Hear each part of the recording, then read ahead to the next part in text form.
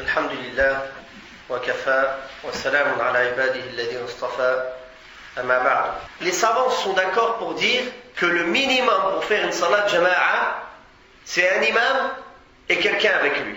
En ce sens-là, il y a beaucoup de hadiths, comme le hadith de Malik ibn al-Huwayrith, qui est rapporté par al-Bukhari et Muslim. Il a dit, si vous sortez en voyage, deux personnes sont venues voir le prophète sallallahu alayhi wa sallam, comme ça a été rapporté dans al-Bukhari et Muslim.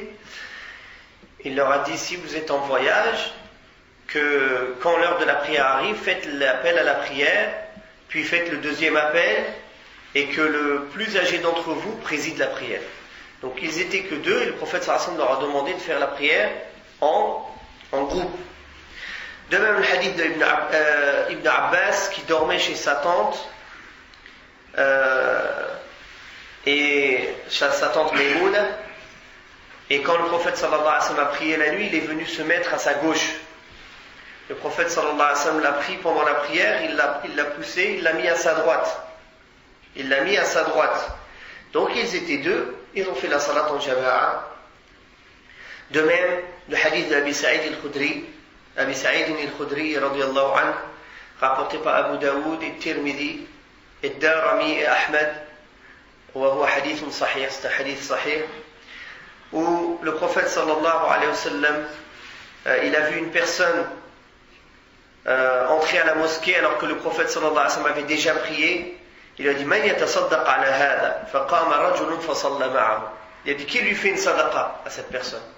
Un des sahaba, il s'est levé, il a prié avec lui. Donc il a considéré sallallahu alayhi wa sallam que deux c'était suffisant pour faire une jama'a, car il a demandé juste à une personne de se lever pour faire une sadaqa à celui qui est arrivé en retard. Donc toutes ces preuves, tous ces hadiths prouvent que c'est permis de faire la jama'a à deux. Maintenant, la divergence entre les savants, c'est qui sont ces deux personnes. Est-ce que si ces deux personnes-là sont un homme et une femme, c'est une jama'a? Ça, il n'y a pas de problème, il n'y a pas de divergence. Le deuxième point sur lequel il y a une divergence, si ces deux personnes, il y a un homme et sabi mumayyiz, un enfant qui n'est pas encore pubère. Par exemple, un enfant de 7 ans, 8 ans, 10 ans. Est-ce que la prière avec un enfant de 8 ans ou 10 ans qui n'est pas encore pubère, elle est considérée comme une salat jama'a ou non? L'imam Malik, il voit que non. والصحيح أن الصلاة مع الصبي المميز صلاة جماعة. Et ce qui est juste, c'est que c'est une salat jama'a, car Ibn Abbas, quand il était petit, il a dormi chez Maïmouna et il a prié avec le prophète sallallahu alayhi wa sallam. Donc il a fait la jama'a. Et comme on va voir plus tard, la prière d'un enfant qui n'est pas encore pubère, mais qui comprend ce qu'il dit, c'est ça, as-sabi al-mumayyiz, qui comprend ce qu'il dit, qui peut comprendre des choses, sa prière elle est valide, et il est même capable, il peut même être imam pour des gens pubères, comme on va le voir, Inch'Allah, dans les cours à venir, bi'idhnillahi tabarak wa ta'ala. Taïb, mas'alatun ukhra, une autre question. La prière en jama'a, où est-ce qu'on l'a fait? Est-ce qu'on peut la prier n'importe où, ou est-ce que c'est obligatoirement à la mosquée? La prière en jama'a, elle se fait partout. Comme le prophète sallallahu alayhi wa sallam a dit, la terre est pure pour moi et c'est une mosquée. N'importe quelle personne de ma communauté où la prière lui arrive à n'importe quel endroit, qu'il prie. Bien sûr, sauf dans les endroits où c'est interdit de prier. On a vu ça dans les doulous précédents, comme dans les cimetières, comme par exemple dans les toilettes, comme dans le hammamat, comme dans les salles de bain, les salles d'eau, comme aussi c'est interdit de prier dans les enclos de chameaux. Voilà, ça, il y a certains endroits précis où le prophète sallallahu alayhi wa sallam interdit de prier. À part cela, on peut prier là où l'on veut. Comme aussi le hadith des deux personnes qu'on a vu tout à l'heure en voyage. Il a dit, quand l'heure de la prière arrive, faites l'adhan et faites salat. Il n'aura pas dit, arrêtez-vous dans une mosquée. C'est une rahma. Les communautés auparavant, elles ne pouvaient pas prier. Ça c'est spécifique à la umma du prophète sallallahu alayhi wa sallam, de pouvoir prier partout. Donc si par exemple on était dans une ville, dans un village, dans un quartier, il n'y a pas de mosquée. Si quelqu'un fait l'adhan n'importe où dans la ville pour appeler les gens à la prière, les gens qui entendent l'adhan parmi les hommes, ils sont obligés de répondre, ils viennent et ils font la prière en groupe. Où que ce soit, dehors dans une maison, peu importe l'endroit. Walakin, il n'y a pas de doute que le prier dans la mosquée, c'est mieux. Surtout si la mosquée elle appelle à la prière, dans ce cas-là, si on entend l'appel, quand on entend l'appel, on est obligé de répondre. Comme le prophète sallallahu alayhi wa sallam a dit, à cet aveugle qui est venu lui demander la permission de ne pas venir à la mosquée. Il a dit, Atasma'un nida, est-ce que tu entends l'appel? Il a dit oui. Il a dit fa'ajib, il a dit réponds. Donc tant qu'on entend l'appel à la prière, on est obligé de répondre à cet appel-là. Bien sûr, comme les savants disent aujourd'hui, maintenant il y a les haut-parleurs. Bon, en France, on n'est pas concerné par ça. Mais dans les pays musulmans, par exemple, il y a les haut-parleurs. Est-ce que ça veut dire partout où on entend l'appel à la prière, ça devient obligatoire pour nous d'aller faire si on est loin de la mosquée avec le haut-parleur? Non. Ce qui est obligatoire, c'est si l'appeleur, le mu'eddin, faisait l'adhan sans haut-parleur par-dessus, par exemple, la mosquée ou au-dessus de la mosquée ou au-dessus du minaret. Si tu pouvais l'entendre sans haut-parleur, dans ce cas-là, cette distance où sa voix atteint sans haut-parleur, c'est la distance où il était obligatoire d'aller faire la prière à la mosquée. Donc si tu es trop loin, ce n'est pas obligatoire, c'est mieux. Et même si tu es loin, même si la mosquée où tu es est loin, et dans votre quartier, dans votre village, dans votre maison, vous êtes 3 hommes musulmans, vous êtes obligés de faire le jama'a entre vous au moins. Si vous ne pouvez pas aller à la mosquée, au moins vous faites la jama'a. Je m'étonne, dans des familles, tout le monde prie, personne prie à la mosquée, personne prie en jama'a. Tout le monde tout seul, laptop, il fait sa prière, l'autre il fait sa prière tout seul. Comment ça, dans une maison, il n'y a pas salatul jama'a? Les gens ils prient, chacun il prie tout seul comme un coq, après il part. Rapidement. Si tu es loin de la mosquée ou si tu sais que tu as raté la prière à la mosquée, fais la jama'a chez toi. Fais l'adhan, que tout le monde se mette en rang. Faites l'iqama, faites la salat en jama'a. Même ta femme, si elle fait salat avec toi, elle gagne 27 degrés. Une femme qui fait salat al jama'a fil bayt, elle gagne plus de hasanat que si elle l'a fait seule. Bien sûr, la prière chez elle, c'est mieux que la prière à la mosquée. Mais la prière chez elle en jama'a, c'est mieux que la prière seule, même pour une femme. Donc, ikhwat al-iman, هذه صلاة الجماعة مهمة جدا. Ça arrive des fois, tu es fatigué, tu arrives en retard, tu n'as pas eu la prière en groupe. Alhamdulillah, fais la jama'a chez toi. Réunis tes enfants, réunis ta famille, ta femme, les gens qui sont venus te visiter, qui que ce soit. Tu fais l'adhan, vous vous mettez en rang et vous faites salat en jama'a. Non. Mais comme on a dit, la shakka, il n'y a pas de doute que venir à la mosquée pour faire la jama'a, il y a beaucoup plus de récompenses. Et si on entend l'adhan de la mosquée, on est obligé de répondre. On ne peut pas faire une jama'a. Par exemple, on entend l'adhan de la mosquée, nous on fait une jama'a chez nous. C'est la chose. Si tu entends l'adhan de la mosquée, tu dois répondre à l'adhan. C'est seulement si tu as raté l'adhan de la mosquée, tu fais une jama'a chez toi. Non, c'est pas par exemple quelqu'un, imaginons on serait dans un pays musulman. Par exemple, toutes les maisons autour, là, ici. On entend l'adhan, on ne répond pas, nous on fait la jama'a chez nous. Non. Tu dois répondre à l'appel. Tu dois répondre à l'appel de la mosquée. Pourquoi la mosquée a été construite? Pour que chacun fasse la jama'a chez lui. Non. Donc là, on ne dira pas que cette prière elle est invalide, ou bien que ces personnes ils ont eu un péché, Allahu A'lam, mais normalement ils sont obligés de répondre à l'appel de la prière. Si l'appel est donné, ils doivent répondre. Et le prophète sallallahu alayhi wa sallam amarana an nabni al-masajida fi ad-dur wa an tutahhar wa tutayyab. Et le prophète sallallahu alayhi wa sallam nous a ordonné de construire des mosquées dans chaque quartier et de les purifier, de les nettoyer et de les parfumer. Construire des mosquées, les nettoyer et les parfumer, c'est une obligation. Et ça aussi, barakallahu fikum. Ça, barakallahu fikum. Beaucoup de gens, ils ne donnent pas d'importance aussi à ça. Garder une mosquée propre, se sentir responsable, nettoyer. Tout le monde passe ici comme des touristes, partout, dans toutes les mosquées. Il vient comme un touriste. Il vient, il rentre comme un touriste, il sort comme un touriste.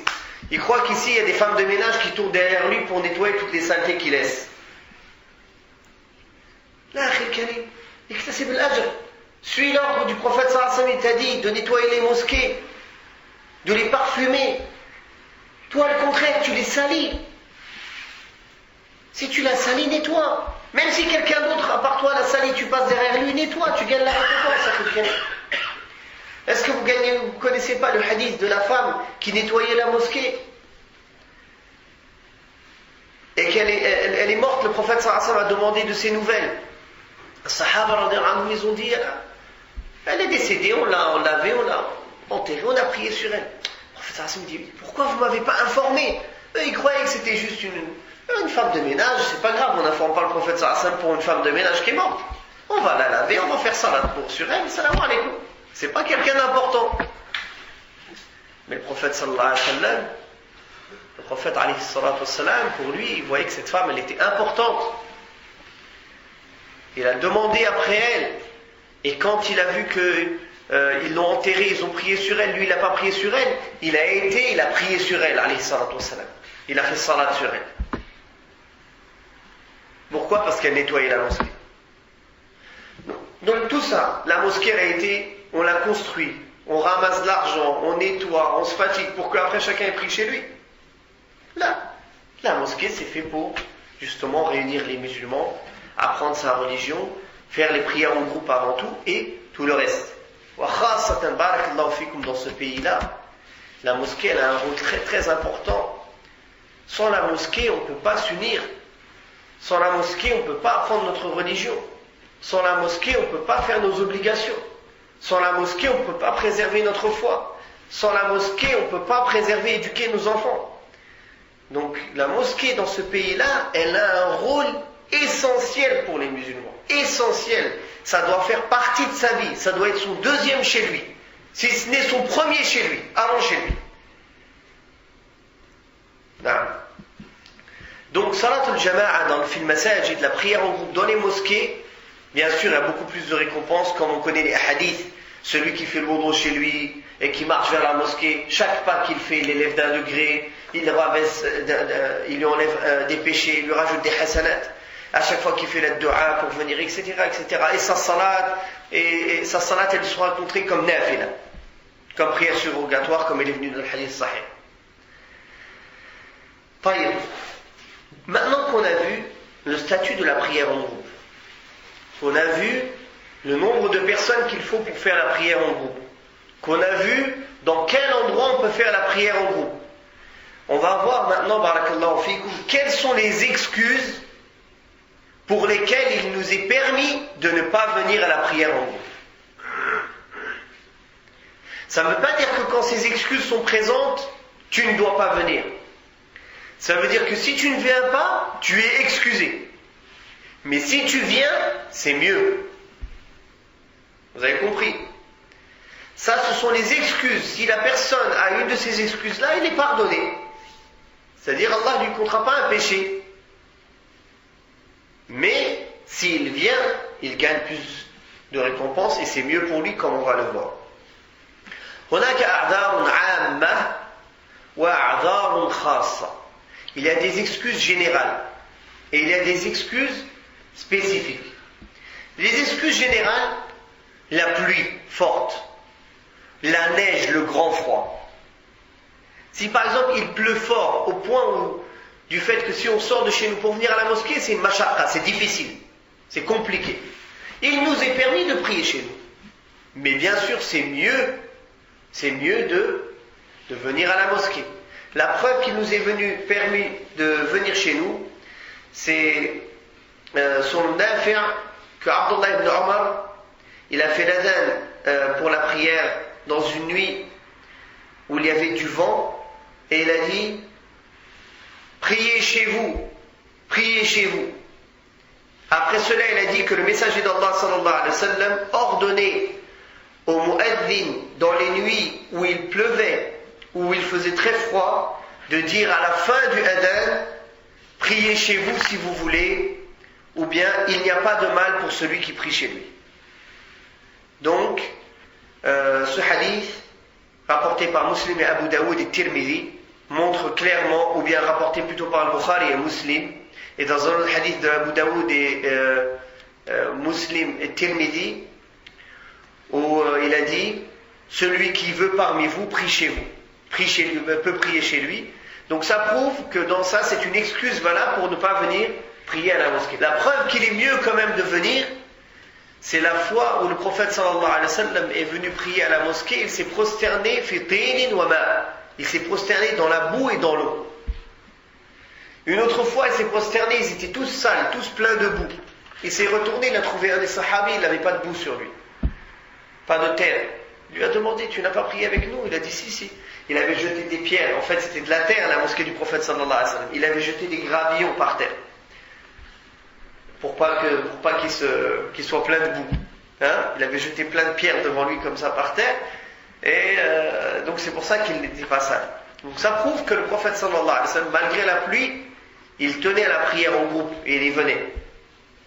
Et on a parlé précédemment que quand il pleut, ou bien quand il fait très froid, ou quand il neige, c'est permis même, si on était subhanallah dans un pays musulman où les gens, ou bien on était dans un quartier où on sait que les gens ils viennent presque tous à la prière en groupe, Al-Maghrib, on ferait Al-Maghrib et l'Isha en Jama'a, on rentrerait chez nous. Quand il neige fort ou quand il pleut fort. Comme le prophète sallallahu alayhi wa sallam l'a déjà fait. Mais ici, l'objectif de faire ça, c'est de quoi? De garder la Jama'a, le maximum de personnes. Ici, tu vas faire ça, tu vas perdre les 3/4 des gens. Donc tu ne peux pas le faire. Tu n'as pas fait l'objectif. Tu n'as pas atteint l'objectif pour lequel tu réunis entre les deux prières. Que tout le monde puisse profiter de la prière en groupe et rentrer. Ici, si à Al-Maghrib tu fais ça, tu as 1 rang, 2 rangs. À l'Aïcha, tu as 4-5 rangs. Donc il vaut mieux faire, dans ce cas-là, même quand il neige ou quand il pleut, il vaut mieux attendre la Jama'a. Parce que les gens n'ont pas l'habitude de fréquenter la mosquée tout le temps. Ou bien des fois ils ne sont pas arrivés encore du travail, par exemple en hiver.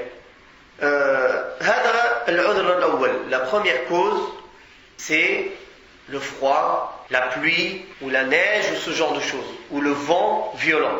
Ça c'est une cause qui nous permet de prier chez nous. Mais il n'y a pas de doute que celui qui prie chez lui, il aura moins de récompense que celui qui prie en jama'a. Il n'aura pas la récompense de la prière en jama'a. Allahumma sauf s'il fait une jama'a chez lui. S'il fait une autre jama'a chez lui, il aura la récompense de la jama'a.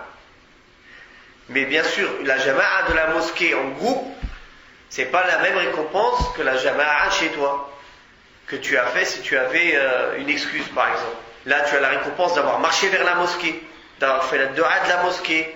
Tu fais tahiyatul masjid, le groupe de la mosquée il est plus grand, etc., etc. Sans considérer que si tu viens à la mosquée, alhamdulillah, toi tu pries derrière l'imam. S'il fait des fautes, c'est contre lui et c'est pour toi. Alors que si c'est toi qui pries chez toi, si tu fais des erreurs, c'est toi qui rends des comptes. Parmi les excuses spécifiques, on a la maladie. Et comme l'a rapporté Ibn al-Mundhir, qu'on ne connaît pas parmi les savants, qui n'a pas dit que c'était une excuse valable de ne pas venir à la mosquée quand on est malade. Mais quelle maladie, barakallahu fikum? La maladie qui nous empêche de pouvoir venir jusqu'à la mosquée, ou de tenir bien debout, ou la maladie qui nous fatigue beaucoup. Pas par exemple un petit mal de tête, masha'Allah, un mal de dents, à peine 1 degré de fièvre en plus. Ça c'est pas une maladie qui t'empêche de venir à la prière en groupe. La maladie qui t'empêche de venir à la prière en groupe, c'est quand c'est difficile pour toi de venir de pouvoir te lever, te déplacer, de tenir dans le rang.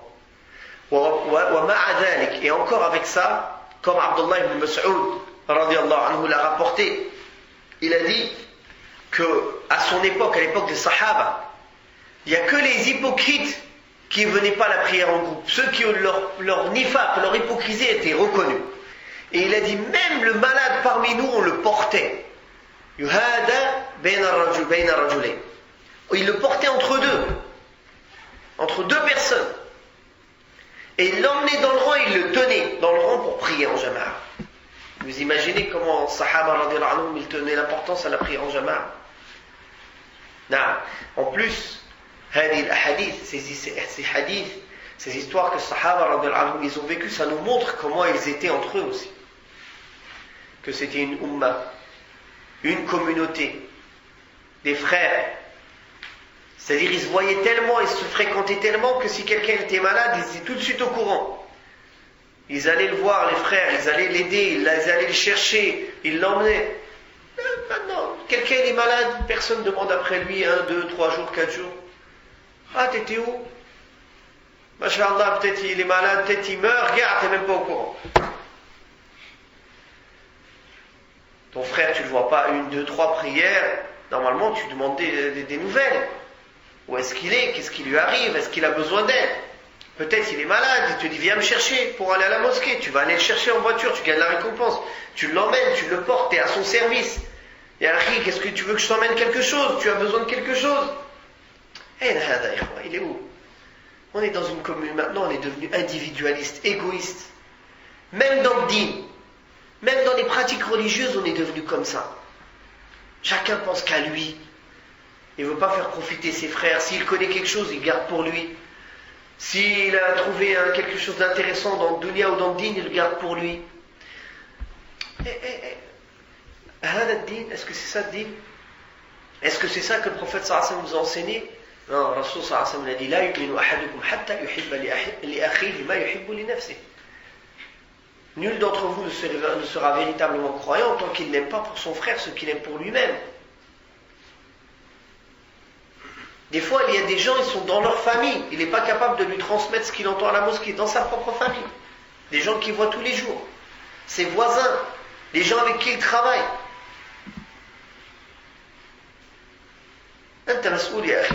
Tu es responsable.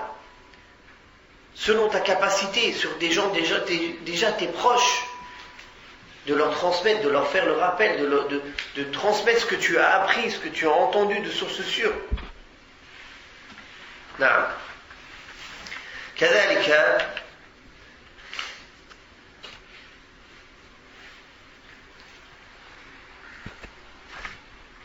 une personne aussi qui a par exemple un aveugle, comme il a été rapporté dans des hadiths sahiha que le prophète sallallahu alayhi wa sallam a autorisé à un aveugle qui présidait la prière pour son peuple. Il a dit à Rasulullah, je préside la prière pour mon peuple quand je n'ai pas quelqu'un pour me guider.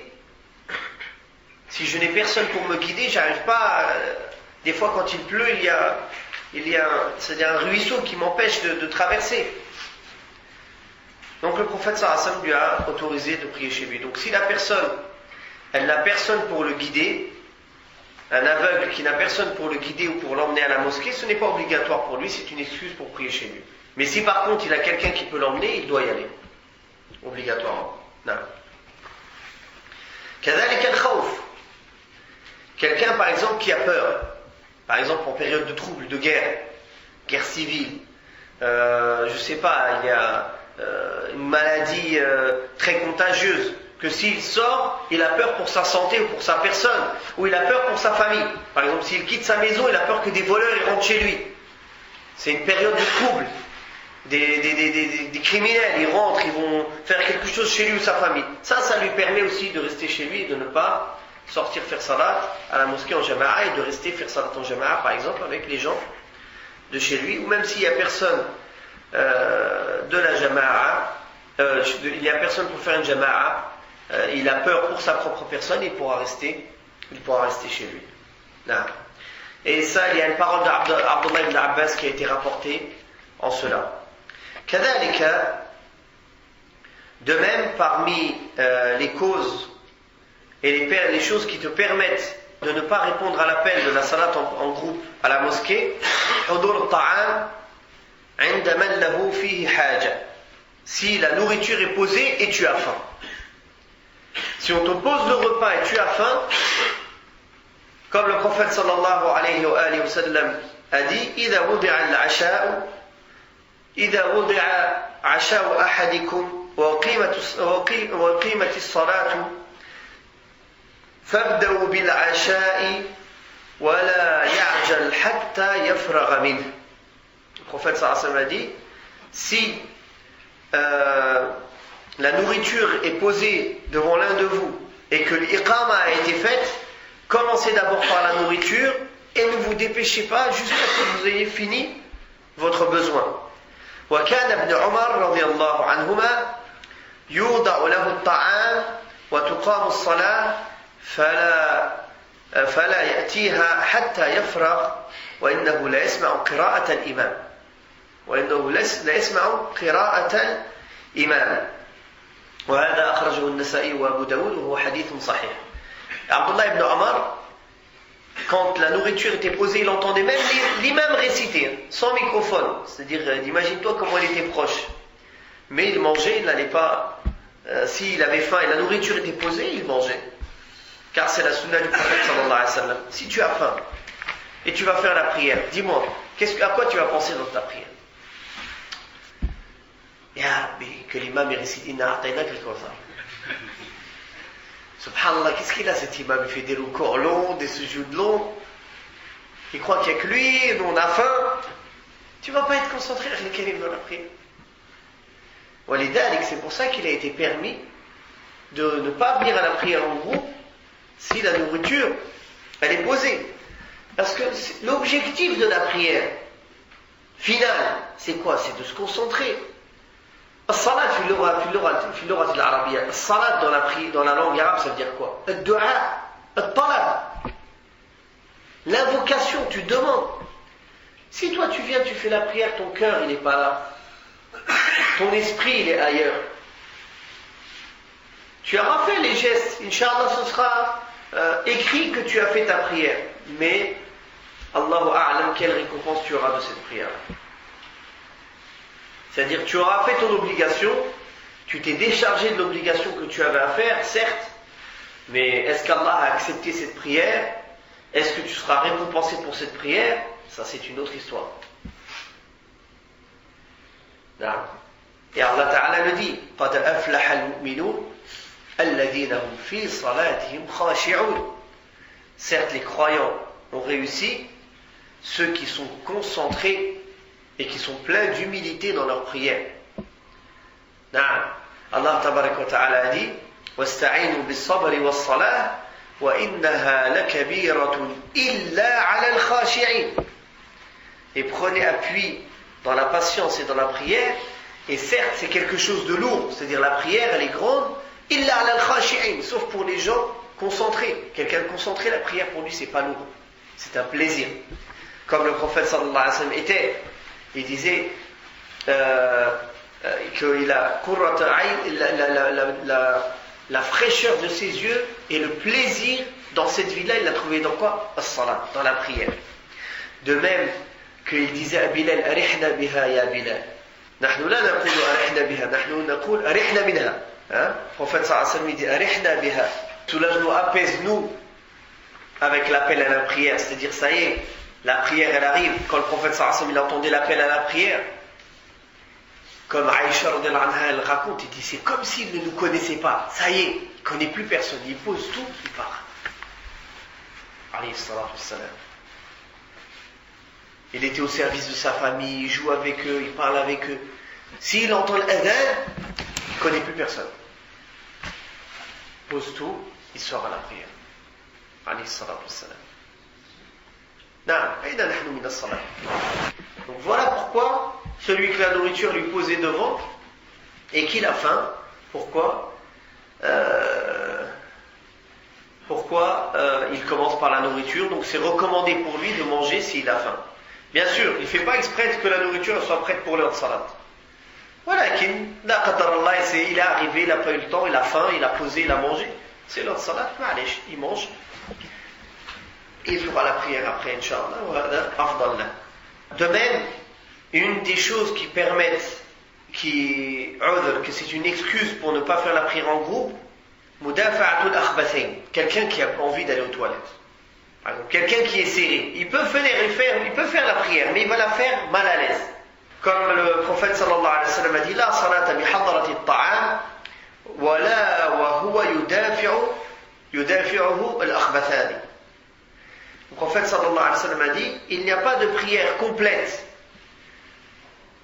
quand la nourriture est posée, ni même quand il se retient d'aller aux toilettes. Donc, quelqu'un qui se retient et fait la prière comme ça, juste pour, tiens, j'ai l'eau d'eau, j'ai pas envie de refaire l'eau d'eau. Ah, là, je vais faire la prière vite fait. Ah, après salat, je vais aller aux toilettes. Il y en a, ils pensent comme ça. Subhanallah. Yani, ils se débarrassent de la prière. Il ne veut pas aller aux toilettes pour refaire les ablutions, pour faire salat tranquillement. Non, il préfère se retenir et faire salat mal à l'aise et la finir rapidement pour pouvoir après, masha'Allah, perdre son temps et prendre son temps pour faire tout le reste. Là, si tu n'es pas à l'aise pour faire salat, tu as besoin de refaire les ablutions, tu vas refaire les ablutions et tu viens rejoindre la jama'a, Inch'Allah. De même, une des permissions, Inch'Allah, pour ne pas faire la prière en jama'a, c'est la personne qui a mangé quelque chose qui a une odeur forte. Comme par exemple, l'ail, le thum, ou bien le basal. Non, même le camembert. Allah yabarak, même le camembert. Le mieux, c'est makrouh, c'est détestable de manger cela dans la journée ou un peu avant la prière, parce que tu vas rater la prière en jama'a.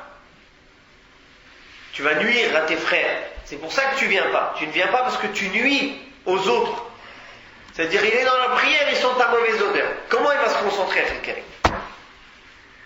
De même, les gens, Allah yasallamkum, les gens qui lavent pas leurs chaussettes ou là, qui sentent mauvais. Il vient à côté de toi, tu es dans la prière, tu dis, Ya Rabbi, qu'on finisse rapidement. Ya Karim. Il a sué, il a couru partout, il vient, masha'Allah, Allahu Akbar. Et toi, tu es à côté de lui. Là, tu viens à la mosquée, sois propre, parfume-toi. Fais en sorte de ne pas gêner tes frères, barakallahu fik. Ne gêne pas tes frères. Pour toi-même déjà, c'est important d'être propre. Mais des fois, quelqu'un se dit, bon, tout à l'heure, après.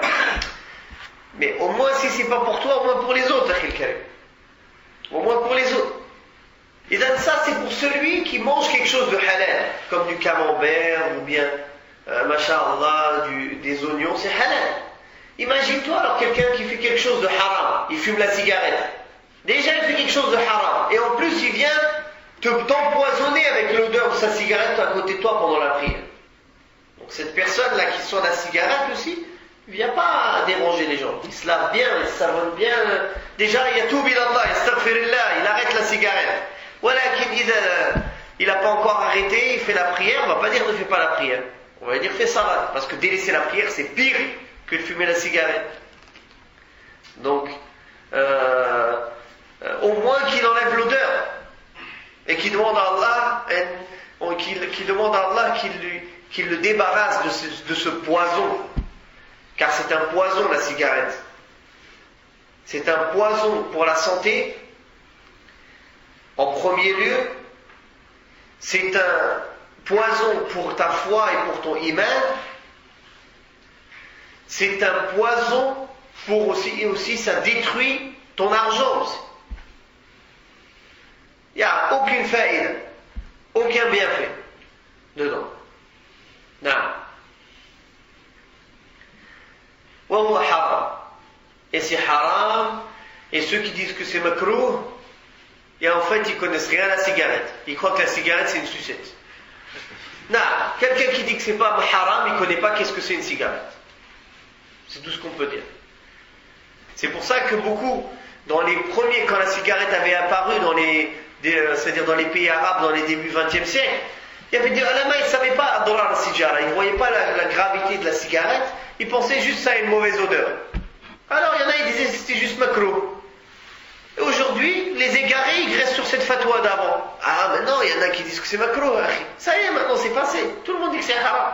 Ça y est, c'est clair. Maintenant, on sait qu'est-ce que c'est la cigarette. On sait comment ça nuit. Même les koufars, ils t'écrivent, la cigarette tue. Fumer tue. Ils te mettent des photos de cancer, des photos de... La qaddar Allah. Subhanallah. Quand tu vois ces photos-là, déjà ça suffit. Non. Voilà eux, ils ont une aqliya bizarre. C'est-à-dire qu'ils savent que c'est mauvais, mais ils te le vendent. Alors que fi shari'at islamiyya, dans un pays musulman, dans la loi islamique, tu n'as pas le droit de laisser sur le marché quelque chose de mauvais pour le gens. Tu dois l'empêcher. Tu dois l'interdire. C'est le devoir du gouverneur musulman de l'interdire. C'est son devoir. Non. Pour finir, il y a des gens qui croient que quand ils se marient, pendant les jours, masha'Allah, les premiers jours de mariage, il lui est permis de ne pas venir à la mosquée. Là,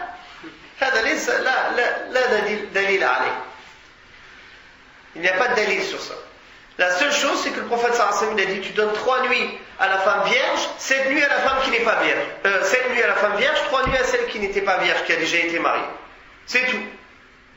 Mais à part ça, tu dois venir faire salat en jama'a. C'est pas ça y est, non, mais des frères, laissez-le, il vient de se marier.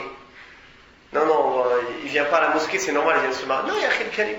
Salatul jama'a, salatul jama'a, c'est une nécessité, c'est une obligation pour les hommes de la Ummah du prophète Muhammad sallallahu alayhi wa sallam.